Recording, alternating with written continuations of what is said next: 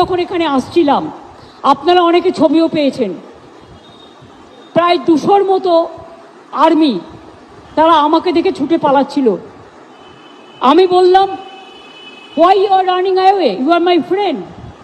এটা আপনাদের দোষ নয়, আপনারা বিজেপির কথায় করেছেন, দিল্লির কথায় করেছেন।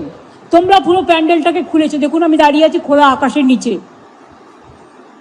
মুক্ত আকাশের নিচে।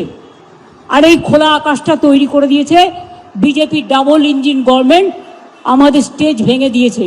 আমি আগামীকাল বেলা 2টো থেকে 4টে সব ব্লকে ব্লকে, সব ওয়ার্ডে ওয়ার্ডে, সব জেলায় জেলায়, সমস্ত পঞ্চায়েতে পঞ্চায়েতে আমাদের যে ধর্ণা মঞ্চ ছিল সেই মঞ্চকে ভেঙে দেওয়ার প্রতিবাদে এদের প্রোগ্রাম চলবে। তৃণমূল কংগ্রেসের ভাষা আন্দোলনের মঞ্চ খুলছেন সেনাবাহিনীর জওয়ানরা। দুদিনের অনুমতি নিয়ে প্রায় 1 মাস মঞ্চটা তৃণমূল কংগ্রেস রেখে দিয়েছিল। তারপর ঘটনাস্থলে পৌঁছে গেলেন মুখ্যমন্ত্রী মমতা বন্দ্যোপাধ্যায়।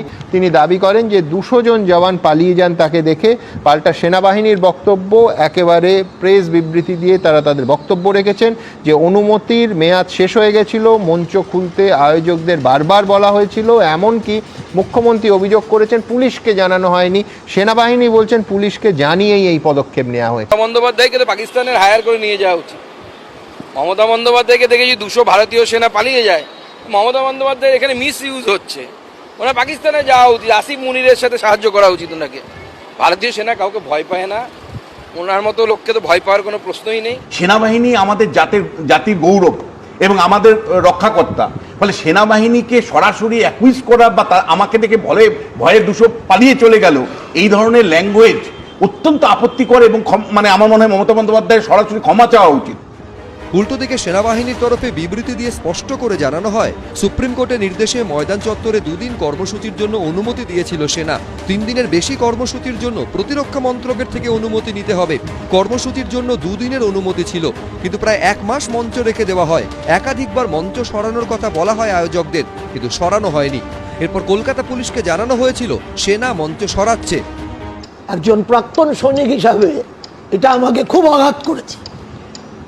মাননীয় মুখ্যমন্ত্রী যে ইরেসপন্সিবল কমেন্ট উনি আর্মি সম্পর্কে করেছেন, এটা শুধুমাত্র একটি দায়িত্ব জ্ঞানহীন বক্তব্য নয়, এটা একটা সেনাবাহিনীর প্রতি অসম্মানজনক বক্তব্য। প্রথম কথা, 200 জন সেনা ওখানে যাওয়ার কোনো প্রশ্নই নেই। এই মঞ্চ ছড়াতে হলে যে এসওপি আছে, আমি ফটোলেমে চাকরি করেছি, তাতে ম্যাক্সিমাম একটা প্লাটুন যায় এবং তাতে 8 থেকে 10 জন